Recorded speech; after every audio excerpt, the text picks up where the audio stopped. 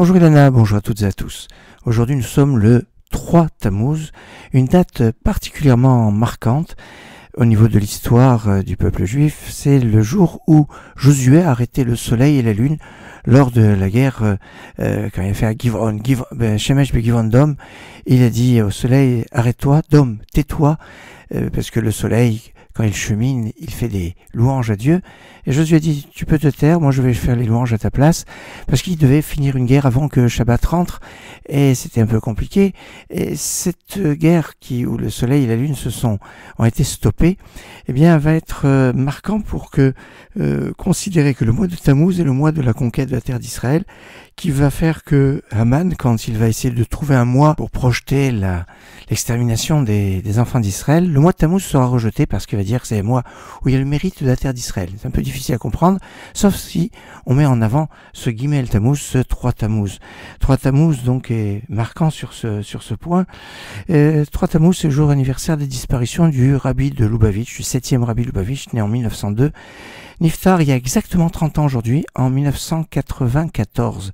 Le rabbi de Lubavitch, successeur de son beau-père à la tête du mouvement, et 7e rabbi de cette dynastie de Lubavitch, qui va faire un développement extraordinaire. Ces shluchim, ces émissaires à travers le monde entier, on pouvait en compter 7136 en 2022. Aujourd'hui, j'ai pas le calcul, mais 4800 centres dans 109 pays.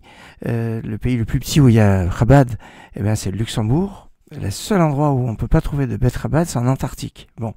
Et le céder le plus important qui fait, c'est à Katmandou, au Népal, qui rassemble 1500 personnes.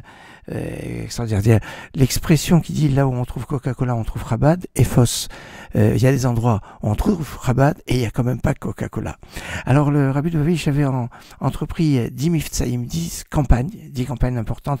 Une des plus connues qu'il a entrepris depuis 1967, c'est celle des téphilines.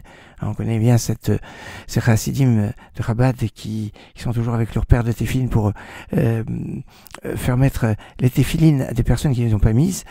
L'étude de la Torah en 1971 affermir et développer en 1984 avec l'étude notamment de Rambam Yomi, l'étude de Maïmonide d'une façon systématique, de développer la tzedaka, d'avoir une maison où il y a beaucoup de livres de Torah, de faire attention à la mezouza pour qu'elle soit toujours bien et dans les bonnes conditions, l'allumage des nérotes veille de Shabbat, la cacheroute, la pureté familiale, l'éducation et les 12 fameux psukim, les 12 versets mis en exergue, l'amour de son prochain. Et puis la diffusion du temps de silence qui était partagé dans l'ensemble des écoles aux États-Unis, un moment de réflexion sur le Créateur.